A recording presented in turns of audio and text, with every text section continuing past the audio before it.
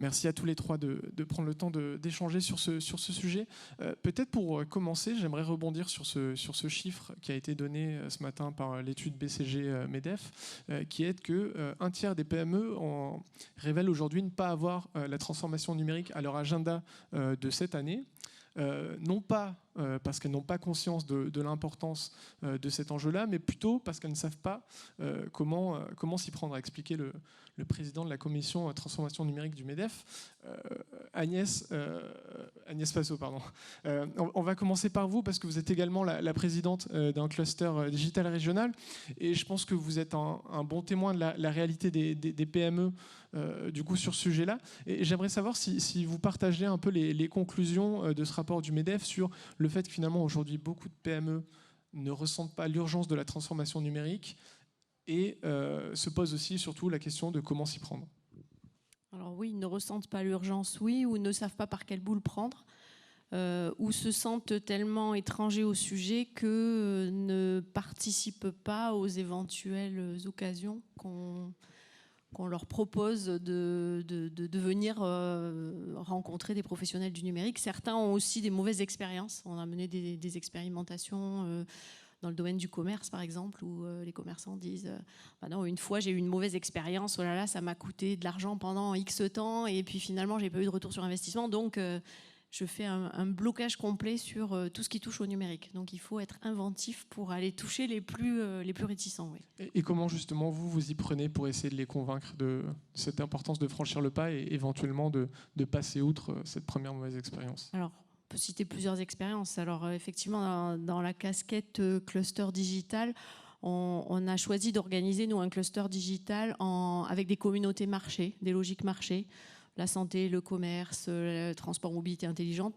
Et dans chaque communauté, on met en relation des offreurs et des utilisateurs. Donc c'est l'occasion de se rencontrer, d'échanger, de faire des POC, de proposer des problématiques et de monter des projets en commun.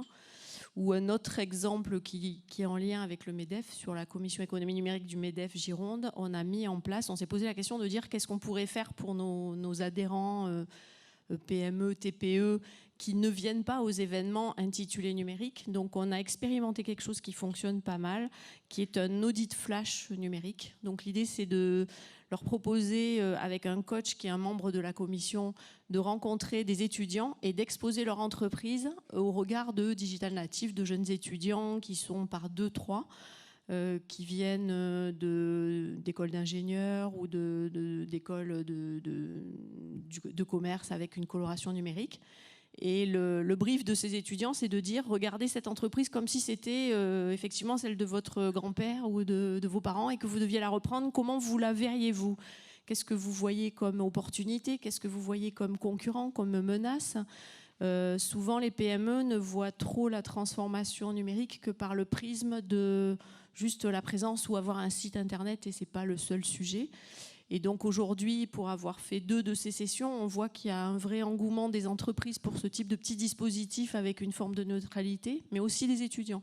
Et est-ce que la neutralité du regard, parce que ce sont forcément des profils qui ne sont pas forcément versés dans les spécificités et les enjeux de chacun de ces patrons de PME qui ont parfois des problématiques très pointues, fait que ça marche? Parce qu'il y a un sujet aussi qu'on évoque beaucoup dans l'accompagnement, c'est que est-ce que le partenaire a besoin d'être spécialiste de votre secteur, de bien connaître votre secteur, ou juste par son expertise métier Transfonum peut vous aider justement à vous transformer? Alors oui et non.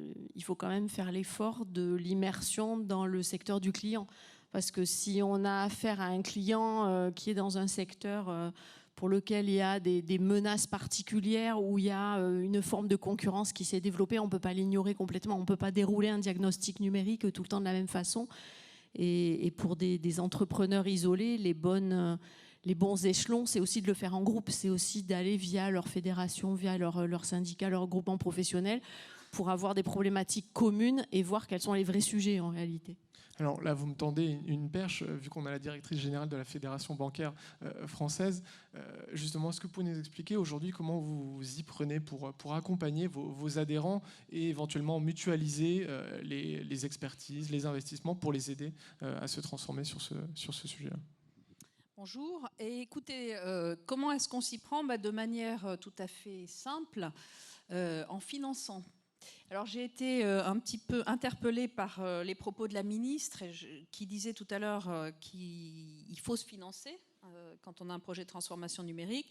Et elle a ajouté « c'est toujours un peu angoissant ». Alors moi je viens aujourd'hui pour dire il ne faut pas que ce soit angoissant.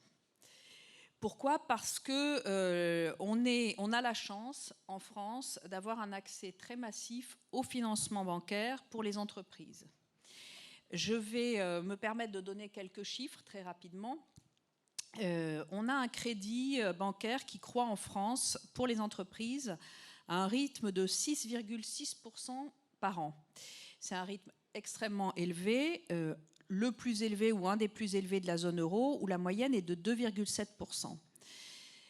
Non seulement le crédit croît vite, mais c'est encore plus rapide d'ailleurs, je le dis au passage, pour les TPE, puisque pour les TPE, on a même franchi un seuil très exemplaire, on est à plus 9,2% à fin mars. Le crédit croît vite et en plus, il est accessible.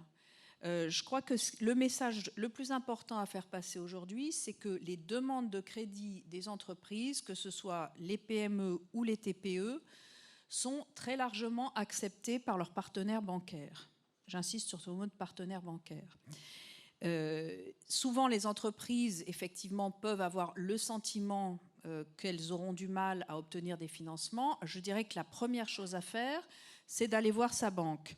Là aussi, je vais citer un ou deux chiffres. 95% des demandes de crédit d'investissement des PME sont acceptées en tout ou partie par la banque. Et on est à 89% pour les TPE et 88% pour les crédits de trésorerie, 72% pour les crédits de trésorerie des TPE. Donc vraiment, on a aujourd'hui un accès au crédit qui est tout à fait exceptionnel en France. C'est la première chose que l'on peut faire pour accompagner les projets des entreprises qui veulent faire cette transformation numérique. Alors après, on pourra rentrer dans le détail, si le temps le permet, de comment sont qualifiés les investissements, les financements immatériels, qui peut être un problème. Mais enfin, vous voyez, quelle que soit la nature des financements qui sont demandés, le taux d'acceptation est très important. Les taux sont extraordinairement bas. On est à moins de 2%, on est à 1,73% en moyenne sur les taux d'intérêt pour les nouveaux crédits aux PME, moins d'1 million d'euros. Donc, j'ai juste une question sur le rôle de la banque. Effectivement, on a l'image d'Épinal un peu du chef d'entreprise qui, après, a lancé son projet, son business plan, et va voir son conseiller bancaire. J'ai l'impression qu'aujourd'hui, cette réalité, elle est un peu mise à mal parce que c'est vrai qu'on voit beaucoup de porteurs d'entreprises qui peuvent se tourner vers des business angels. On voit des grandes entreprises qui lancent leurs propres fonds corporate pour investir dans des nouvelles startups. On voit des fonds qui sont spécialisés dans l'amorçage et également des collectivités qui investissent dans la transformation numérique de ces projets-là. Je me demandais du coup si le rôle de la banque a un peu changé. Vous êtes quand même challengé en termes de partenaires de financement et je voulais savoir comment vous adaptez à cette réalité parce que vous nous donnez les pourcentages d'acceptation, mais la question que je me posais, est-ce que justement ces demandes, elles continuent à augmenter ? Oui, alors bien sûr, les demandes de crédit continuent à augmenter. Je crois qu'il faut aussi revenir sur les différents moments de la vie de l'entreprise et les financements qui sont adaptés. C'est évident que le crédit n'est pas la modalité de financement la plus adaptée au lancement d'une entreprise.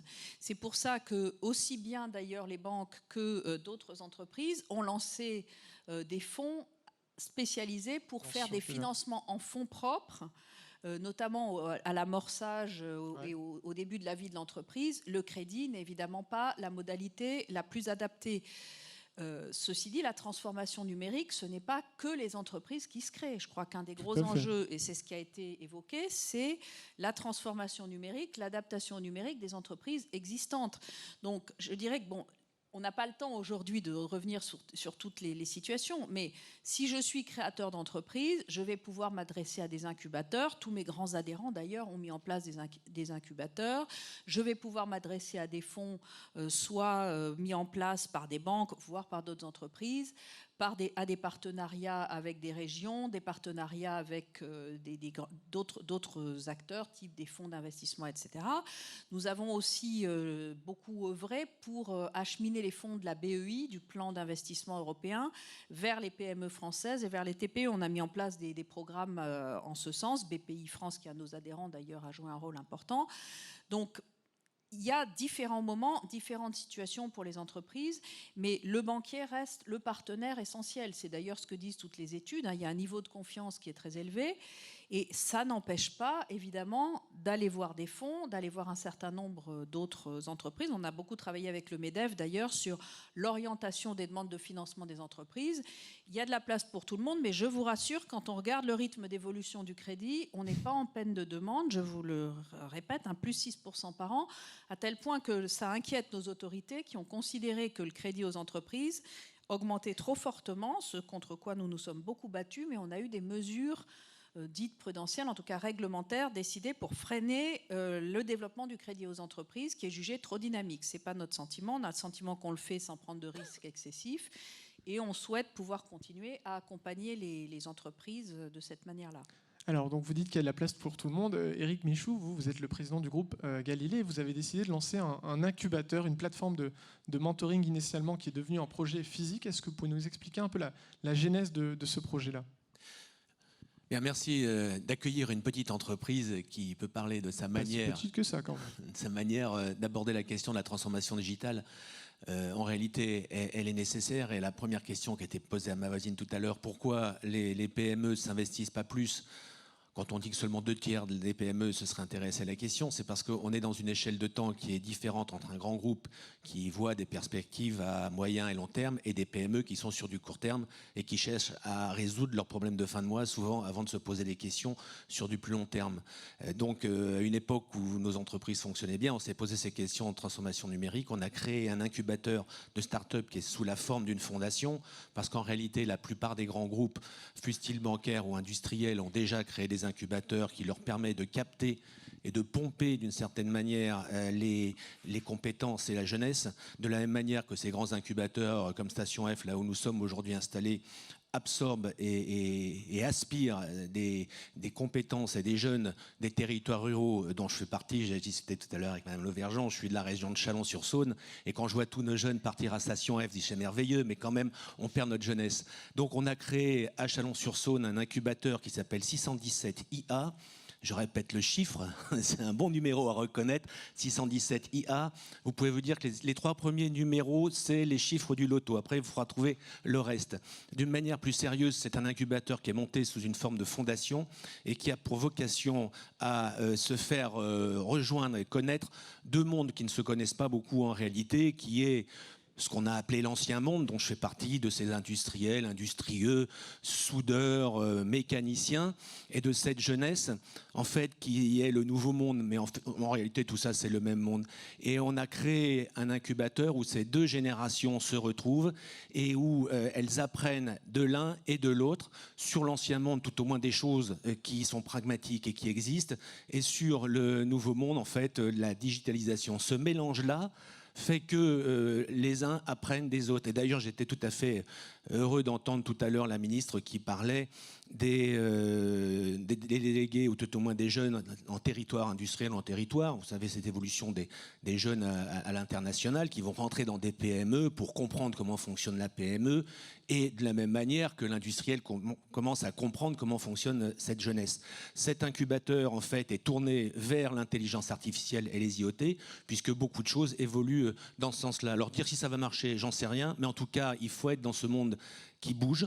On a développé en même temps, je me permets de faire un peu de publicité, vous me pardonnerez, le président d'honneur de cet incubateur est Olivier Dassault, donc qui s'intéresse à cet incubateur. Donc cette fondation est composée à la fois de grands industriels, mais aussi de PME qui ne pourraient pas se payer la possibilité d'un incubateur. Et puis on a organisé tout ça d'une manière un peu dynamique, puisqu'il y a une émission de télévision qui vient de sortir, qui s'appelle 697 IATV, animé par Jérôme Bonaldi, et qui est une espèce de The Voice de la start-up, où des jeunes start-upers présentent à des vieux chaudrons comme moi comment fonctionne leur entreprise. Alors on a en plus le recrudescence de leur donner des conseils, mais tout ça est bon enfant, donc retenez, si vous devez retenir quelque chose aujourd'hui, c'est 697 IA. Une question sur cet incubateur qui réunit, comme vous l'avez dit, 2 mondes qui ne se parlent pas toujours. C'est quoi le secret pour réussir à justement faire cohabiter d'un côté l'industriel un peu old school, on va dire, et de l'autre le start-upper qui est souvent plein de certitudes et de projets? Comment est-ce que vous faites justement pour réussir que ces deux parties se tirent vers le haut? Parce que de toute façon, à un moment donné, le jeune start-upper, il va être en face de contraintes qui sont celles de la création d'une entreprise.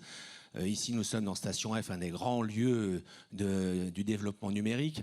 Mais beaucoup d'entreprises, si on veut aller vers le développement de l'industrie et donc utiliser le numérique pour aller vers ce développement d'industrie, il y a un moment qui s'appelle le produit industriel.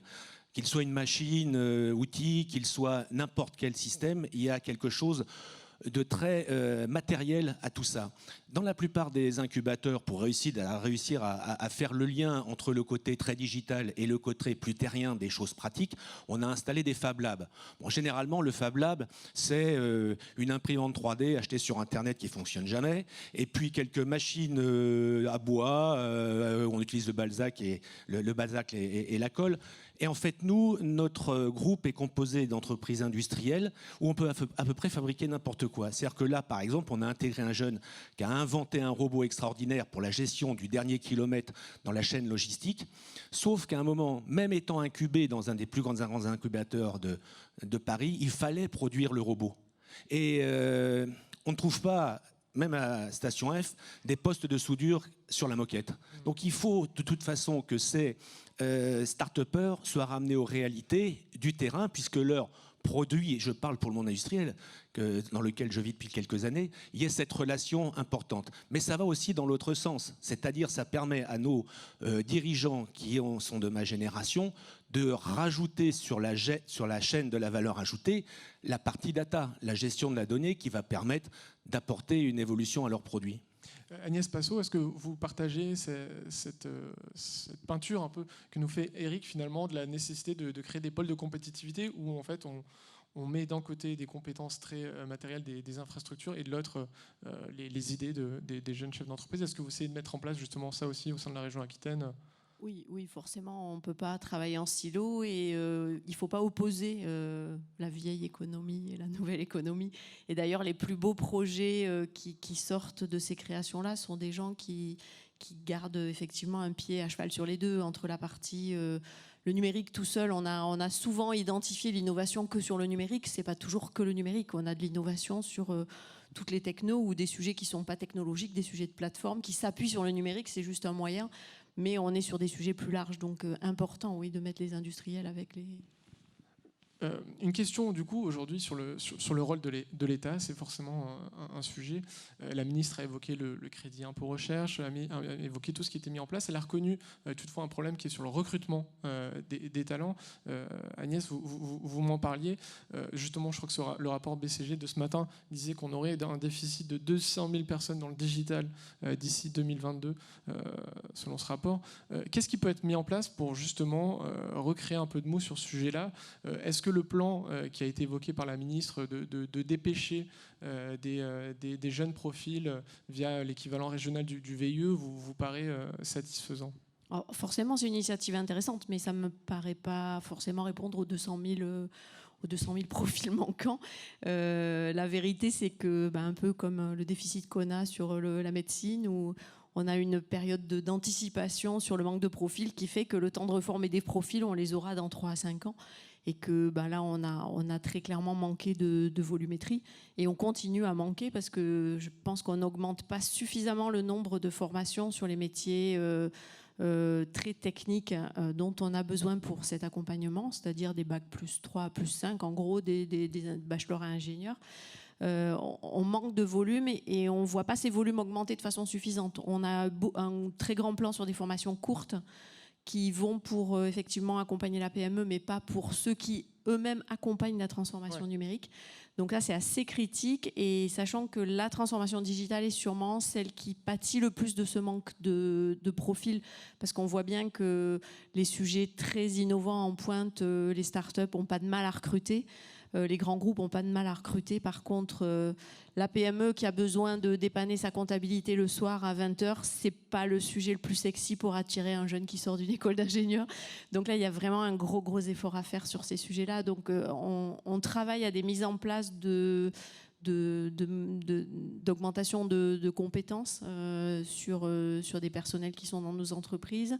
On travaille à des réorientations de compétences sur des profils à bon niveau technologique, mais dans d'autres branches, mais qui ont déjà les couches technologiques scientifiques qui font qu'on arrive assez rapidement, en 12-15 mois de bonne formation, parce qu'ils ont la maîtrise de l'innovation, de la gestion de projet, ils ont une culture scientifique. On expérimente à partir de la rentrée sur la région Aquitaine un master en version longue qui n'est pas en alternance, qui va être par bloc de compétences successifs en 4 ans, pour des jeunes qui vont arriver dans l'entreprise en niveau Bac+3 et puis avoir la certitude. Ce qui inquiète les jeunes, c'est de se dire, si je pars dans l'entreprise, c'est fini, mes études s'arrêtent. Donc on essaye de les aider à aller vers un master, mais plus long, accompagné par l'entreprise, qui permet de libérer des compétences. Mais c'est clair que le recrutement, c'est le sujet. Ouais. Marianne, je vous ai entendu réagir au propos d'Agnès sur les non-difficultés des grands groupes à recruter. Vous avez dans vos adhérents évidemment beaucoup de grands groupes. Ce sujet du recrutement des talents, il concerne tout le monde ? Je crois que c'est effectivement un sujet qui concerne absolument tout le monde. On est un secteur qui embauche beaucoup. On donnait nos chiffres ce matin. Donc on embauche plusieurs dizaines de milliers de personnes par an en France. Je ne vais pas dire que les banques sont les plus concernées par les difficultés de recrutement. Le baromètre LinkedIn qui est sorti il y a quelques semaines montrait que sur les 5 entreprises les plus attractives en France, il y a 4 banques. Cependant, c'est vrai qu'on a besoin de plus en plus de spécialistes des technologies de l'information. C'est la partie qui a le plus augmenté en termes de recrutement dans la banque. Et on a, comme tout le monde, besoin d'attirer des talents. Donc c'est un vrai enjeu. Je voulais juste revenir sur 2 petits points par rapport à ce qui a été dit. D'abord, la transformation numérique, elle concerne aussi le monde des services. Bien sûr, c'est très important pour l'industrie, mais dans les services, c'est tout à fait essentiel. Nous en sommes au fond au secteur bancaire un exemple. Les banques sont en pleine transformation digitale. Ce sont des grands acteurs digitaux. C'est sans doute parmi les plus grands acteurs digitaux dont le siège est sur le territoire français. Un de mes grands adhérents expliquait il y a quelques semaines que son investissement digital annuel était de 6 milliards d'euros. Donc ça vous donne une idée de l'effet d'entraînement du secteur qui est très important. Et de ce point de vue-là, je voudrais aussi rebondir sur l'aspect filière, pôle de compétitivité. On y croit beaucoup dans le secteur financier. On a d'ailleurs un pôle de compétitivité qui s'appelle Finance Innovation, qui est extrêmement actif dans le domaine du numérique financier, avec lequel nous, banques, on est le chef de file à peu près naturel de cette filière-là. Donc on a beaucoup travaillé. Et je crois que c'est extrêmement important de dire qu'il y a une complémentarité très grande entre les grands groupes, les start-up, les licornes. Je veux dire, il y a de la place pour tout le monde et c'est l'intérêt de tous les secteurs, de toutes les industries, de se mettre à fond dans cette transformation digitale, d'être moteur pour ceux qui sont installés comme mes grands adhérents, de se challenger en permanence. Et la nature des investissements, la nature des transformations des métiers, des filières de recrutement, etc., est absolument majeure dans la banque au cours des dernières années. Il y a un enjeu colossal de formation des personnels en place aussi. On a une dépense de formation de 4,4% de la masse salariale, à peu près le double de la moyenne nationale, parce qu'effectivement, il faut accompagner les salariés, accompagner cette transformation digitale et monter en compétences parce qu'effectivement, tout le monde se bat pour recruter les talents, mais on peut aussi les trouver chez soi d'ailleurs. Sur ce sujet, j'ai cru comprendre que certains de vos adhérents s'étaient associés à France Num pour justement déployer des référents de la transformation numérique en agence locale pour accompagner leurs clients. Oui. Alors bon, malheureusement, j'ai pas eu le temps de revenir sur ce point, mais il y a plusieurs de mes grands adhérents qui ont des partenariats avec France Num, qui ont mis en place des programmes spécifiques, notamment d'ailleurs à partir des fonds de la BEI. Donc ça, je dirais, je ne vais pas citer tout le monde, mais c'est absolument généralisé. Il y a des réseaux qui ont été développés. Je vais quand même citer quelques exemples si vous me donnez quelques minutes. Par exemple, le réseau des caisses d'épargne qui a lancé le 14 janvier 2019, ici même d'ailleurs à Station F, le programme Adopte le digital pour faciliter la transformation numérique des TPE et des PME. BNP Paribas qui est le premier partenaire de France Num avec 120 experts mobilisés. Les banques populaires qui ont mis en place un prêt ad hoc avec la prêt Socama pour la transformation numérique. Le Crédit Mutuel qui a mis en place dans la grande majorité de ses groupes régionaux le prêt transition numérique. Et je pourrais continuer avec le Crédit Agricole, avec la Société Générale, avec HSBC. Donc tous les grands réseaux bancaires se sont massivement investis dans des programmes d'accompagnement spécifique de la transformation numérique avec justement les partenariats qui vont bien parce que on est plus fort à plusieurs en fait. Bien sûr. Une question pour Eric. Oui. Agnès évoquait tout à l'heure le fait que c'était très compliqué aujourd'hui de trouver le bon partenaire parce qu'il y avait beaucoup de compétences inégales sur ce sujet-là. Qu'est-ce que vous pensez qu'on pourrait faire justement pour aider les patrons de PME à trouver chaussures à leurs pieds et trouver le bon partenaire qui les aide? C'est vrai que moi j'ai été regarder la plateforme France Num un peu pour m'amuser et c'est vrai que je suis regardé sur une région, sur une problématique, et on me proposait une trentaine d'experts, et je me dis mais comment choisir en fait lequel est le bon? Et c'est vrai qu'on manque peut-être de référentiels, je sais pas, je dis n'importe quoi, mais des notes à la Uber, ou je sais pas, en tout cas quelque chose qui permettrait un peu de rationaliser le choix, parce qu'aujourd'hui il y a profusion et on ne sait pas vraiment comment choisir. Si vous voulez une réponse courte, ou deux réponses courtes par rapport au temps qui nous reste, qui est encore... voilà. La première, c'est d'aller voir la BPI.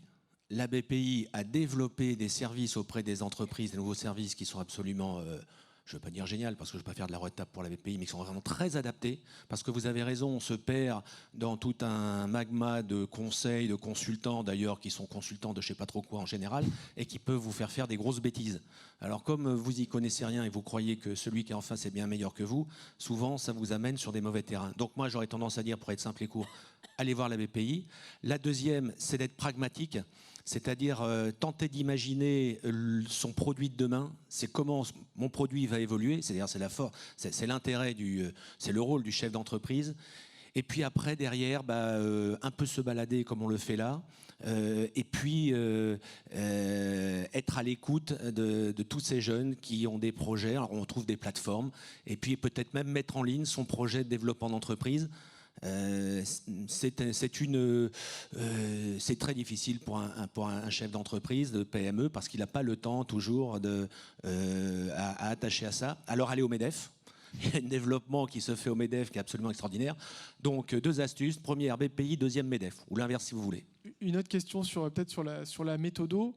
Le sujet aussi, c'est la durée de l'accompagnement. Est-ce qu'aujourd'hui, on peut se transformer en faisant un séminaire de 3 jours à droite à gauche sur un sujet digital, ou au contraire, il faut vraiment pérenniser cet accompagnement, créer des rituels et éventuellement mettre en place des objectifs qualifiés sur des périodes déterminées pour essayer de se transformer? Non, vous ne vous transformerez pas en 3 jours. Ça serait bien trop facile. C'est une modification même de la manière de concevoir les choses, presque conceptuelle, dans l'approche des produits et développement de l'entreprise. Nous, on a pris ce choix de mélanger des générations. Mais ça a mis des mois et des années dans le petit groupe que je représente pour que ça se fasse. Voilà, ça a mis des mois et des années. Et ça commence seulement à fonctionner aujourd'hui où ces générations se mélangent. Je ne crois pas, comme vous le disiez tout à l'heure, qu'il y a une vieille économie et une économie nouvelle. Ça reste l'économie qui évolue comme elle a évolué fin du 19e siècle avec l'arrivée de l'énergie. Les choses bougent. Il faut être dans ce mouvement. Il n'y a pas de règles réellement. On arrive quasiment au terme de cette table ronde. Peut-être pour terminer, pour reprendre l'expression de la ministre, la priorité c'est de passer du concept à la réalisation. J'aimerais avoir chacun de vous m'expliquer quelle serait selon vous la priorité numéro 1 pour qu'on arrive à ça. On va commencer par exemple par Agnès. Sensibiliser plus en amont les jeunes sur les enjeux, les métiers. La sensibilisation arrive trop tard, juste au moment de l'orientation. Et en fait, on a des jeunes qui peuvent arriver encore quasiment jusqu'en fin d'école d'études secondaires sans savoir quels seront les enjeux. Marianne? Ouais, moi, je pense que l'important, c'est de trouver les bons interlocuteurs, effectivement. Et je ne saurais trop conseiller, encore une fois, de s'adresser à son banquier. Parce que bien souvent, contrairement à ce que peuvent imaginer les gens qui ne connaissent pas l'évolution de notre secteur, les banques ont développé des programmes, elles les ont instillés dans tout leur réseau, et donc c'est aussi un interlocuteur clé lorsqu'on a notamment un besoin de financement. Un projet, ça se finance, et ça se finance bien en plus. Eric? Sur un aspect pragmatique, je reviens dans mes petites entreprises, et un exemple pragmatique, j'ai demandé à tous mes dirigeants, qui sont des gens qui fabriquent des machines-outils, et ça existe encore, des machines-outils, d'imaginer la machine-outil en connecté. C'est-à-dire, je leur ai dit, mettez le mot connecté. C'est-à-dire, voilà, c'est le mot à la mode, mettez le mot connecté. Donc on a inventé l'outil connecté. Donc sur nos outillages, on vient pomper de l'information. Alors maintenant qu'on a pompé l'information, je leur dis, voyez, on a de la data, on a quelque chose. Alors il va falloir imaginer comment vous allez utiliser cette information là-dedans, et vous allez tenter d'utiliser l'intelligence artificielle, s'il faut après passer 2 heures pour expliquer ce que c'est au fond l'intelligence artificielle. Mais l'astuce, c'était de dire, imaginez votre produit en connecté. Ouais, l'IoT pour récolter plus de données et savoir comment améliorer du coup les process et voir éventuellement les produits à lancer. Oui, tout à fait, puisqu'une fois que vous leur avez dit, voilà, vous allez faire le produit en connecté, l'outillage connecté, bah, vous pouvez commencer à rentrer dans le concept de l'usine 4.0, comment le produit va s'intégrer dans ces flux-là, comment on va utiliser l'information, comment on va même la vendre. Donc, mais il faut du pragmatique pour les PME. Après, on peut faire des grandes discussions, mais il faut du pragmatique. Donc, imaginez votre produit en connecté. Merci beaucoup Eric, merci à tous les trois pour le temps que vous nous avez accordé.